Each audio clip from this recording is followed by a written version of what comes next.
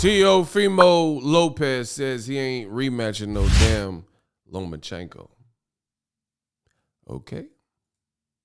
After this fight, are you going to fight? Because I keep hearing, after this fight, are you going to fight, your intentions to fight Lomachenko?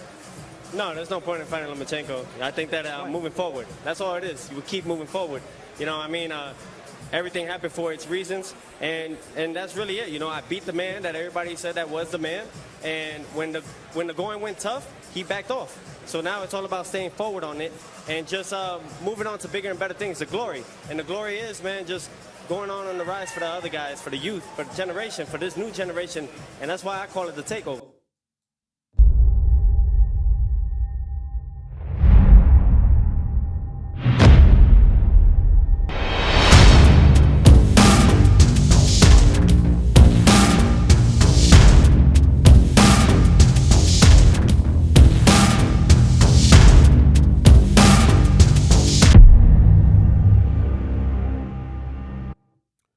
What up, Fight World? It's your boy Ego, and I'm back with some more boxing. Make sure you guys do a solid subscribe to the channel. Throw a like on the video.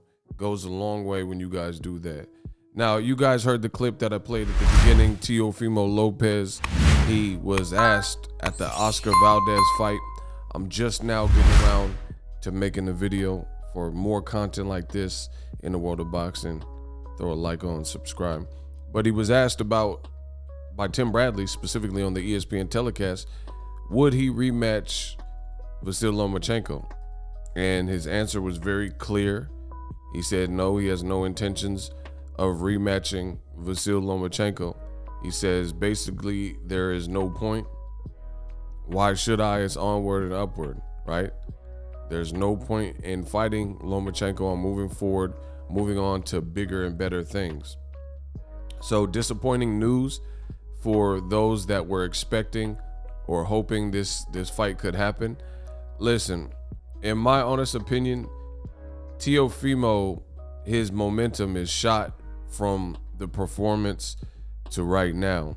The reason I say this is because at the end of the day, Teofimo, he was actively fighting. Like when he was doing all the backflips and, you know, the Fortnite dances and things like that, he was actively fighting. And you would think that Top Rank and ESPN, once Teofimo beat Lomachenko, that it'd be onwards and upwards to bigger things. But instead, it's been little things that have stagnated Teofimo's career to the point where he's been out the ring. By the time he fights George Cambosos, his mandatory, he'll have been out of the ring for a whole year. And I don't think that's good. I don't think, you know, imagine PBC and your Dennis Ugas of Cuba, and he just beat Manny Pacquiao. And imagine all the stuff Teofimo has, the ups and downs since the Lomachenko win. Imagine if PBC put Ugas off on the shelf for whatever reason he didn't fight for a year. You know, a whole year. And then on top of that, it was extremely awkward because Teofimo was answering that question on an ESPN broadcast, which should be his home, but he's fighting off platform on Triller because Teofimo and his dad, they felt big-headed, or they felt after the Lomachenko, they weren't getting paid what they weighed and getting paid their worth. So as a result, they said, nah, we gonna go to whoever's willing to pay us. And at that given moment, even despite his cut man or whatever having a top ranked boxing hat, his next fight is not really even being promoted by Top Rank. All the promotional duties and, you know, setting up the weigh-in, you're not gonna see the familiar faces, the Andre Wards, Tim Bradleys, the Christina Ponchers calling Teofimo's next fight. So to me, this whole thing is in shambles. And how it got here, that's not really none of my business, but this is here, and it's a bad look, in my opinion. That's my honest opinion. It's a bad look because Teofimo shows a lot of promise on the way up, and then he beat and got his signature win, and then it's just been like mid ever since that point. And usually it's the opposite. Guys like Errol Spence, they have the signature win like Kill Brook. So realistically, Errol hit me with a chocolate right hand brownie, right? And when he went to Sheffield and beat Kell Brook into submission, it was onwards and upwards and cracking for Errol Spence. He came back to a hometown. Well, actually, he was in Barclays, but he came back to, in America, his hometown of America. He came back to America's next fight, title defense against Lamont Peterson. And then after that, he had an actual hometown fight near Dallas in the Frisco at the Star with Ocampo, then Mikey, then Sean Porter unification, and so on and so forth. So the way Teofimo's being moved, you know, is highly questionable. Now, as far as the Lomachenko angle, I think it's a bad look because me personally, based on how the first fight looked and what I believe, I'm not looking past Cambosos. I do think Cambosos he has a shot in there, and there's not everything is known about Teofimo. So that's a good fight. There's no guarantee there for either fighter.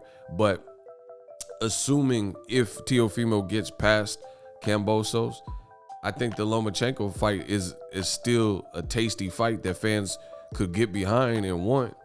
And he's telling you straight away that he's not going to do it. And he says some mumbo jumbo about he wants to take on the generational youth or whatever. But the thing is, that's not the case either, because that's not happening. Fights with Ryan Garcia is not happening. Gervonta Tank Davis, that's not happening. And for whatever reason, Teofimo's team believes they're the A side over Tank Davis. So that's further proof that fight will never happen until they come to their senses and realize that Gervonta Davis is the absolute 130 to 140, that range. He's the absolute A side. And then more importantly, a fight where it should happen, Devin Haney. They both got WBC belts. There's questions on who's really undisputed, or if Teofimo can be labeled undisputed because of the confusion caused by the WBC and the politics. So that would be an easy fight. Devin Haney is clamored for the fight, said he wants to fight, but yet and still, Teofimo is like almost more talking than we're seeing the action. He's saying he wants to fight the contemporary fighters of his youth, but he's been on the shelf. He allegedly has Rona, things like that. So, you know, I just seen a picture of him recently getting vaccinated. You know, he was recently getting vaccinated. So you can't get the vaccination more than a few times. So at the end of the day, it just goes to show you that his last fight, if he really did have Rona, he was unvaccinated for a big fight, which was the payday he said he wanted. Triller said they were going to give him $6 million. Why would you be so irresponsible to not protect yourself or get vaccinated or whatever and have your fight canceled in June? And to this point, I don't even know if they've officially made the fight. I've seen the commercial on the Evander Holyfield card. And that's the other thing. The Triller product looks like it's getting progressively worse in boxing. That Evander Holyfield card was miserable. The musical performances went down. The energy of the card went down. The commentary, like, it didn't have the same seasoning. It didn't have the same vibes. And that's who has the rights to Teofimo's next fight. And I haven't really seen a strong push. And his fight is supposed to be at Madison Square Garden in roughly 30 days. And I don't even know if they've officially, like, I don't know if they're doing anything else, like a press tour or anything else like that. So kind of makes you wonder with Teofimo and what's been going on with his career. Like maybe the Lomachenko win was the gift and the curse, because things have seemed quite confusing for Teofimo's career ever since that moment.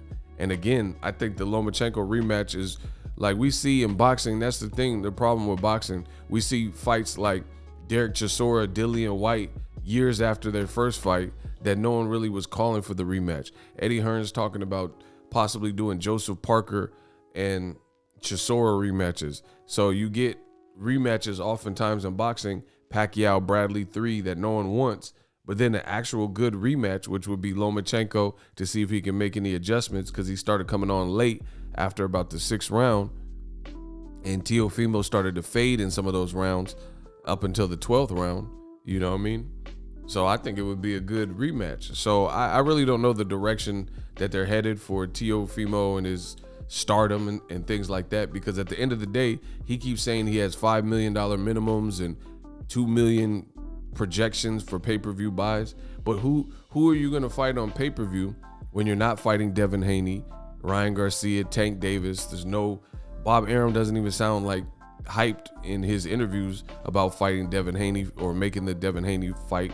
He always kind of brushes it under the rug, and you don't want to fight Lomachenko. So even if he gets past Cambosos, I don't see how the star build and the path that he's supposed to be taking. And I think a lot of momentum was lost from the Lomachenko fight to now, present day. Use my link in the description to get TubeBuddy. TubeBuddy is an awesome way. If you want to make money on YouTube, listen to me. I've been making money online for several years. I started off with 0 subscribers. Now we're over 200K and counting. Thank you guys for the support and the continued support. Use my link for TubeBuddy. It definitely can help you. That's my thoughts regarding Teofimo Lomachenko. I'm not opposed to the rematch. And it's weird because Teofimo seems to be, and they had it's just top ranked business with Teofimo particularly seems all over the place. Teofimo Sr. was at the NAKATANI Lomachenko fight, and if I'm not mistaken, and I know I'm not, Bob Arum and Teofimo Sr. shook on national TV, said they were pushing for Lomachenko and Teofimo. He said, yeah, I could convince my son, and they shook that they were going to do the rematch. And then come to find out, the actual, guy, I guess, in the driver's seat, the fighter, he's saying, nah, I ain't fighting him again. We moving forward. We ain't looking back. So I don't know. I don't know if he's playing keep away from Lomachenko. I don't know the disdain. I don't know why he's doing that. But I do remember on that Lomachenko Nakatani card, they shook on it and said they were going to do the rematch. And Bob Arum was like, okay, well, do the rematch. And then now Teofimo said, nope, which is what he was saying before. So I guess Teofimo Sr. couldn't convince Teo. We got J-Lo. Are you tired of your YouTube videos not getting any views? Well, consider TubeBuddy. I've used TubeBuddy for years to scale up my YouTube channel. Now we're sitting over 200,000 subscribers. TubeBuddy is a browser extension that offers a ton of built-in productivity and time-saving services to take your channel to the next level. Use my link in the description to get started with TubeBuddy and level up your channel faster.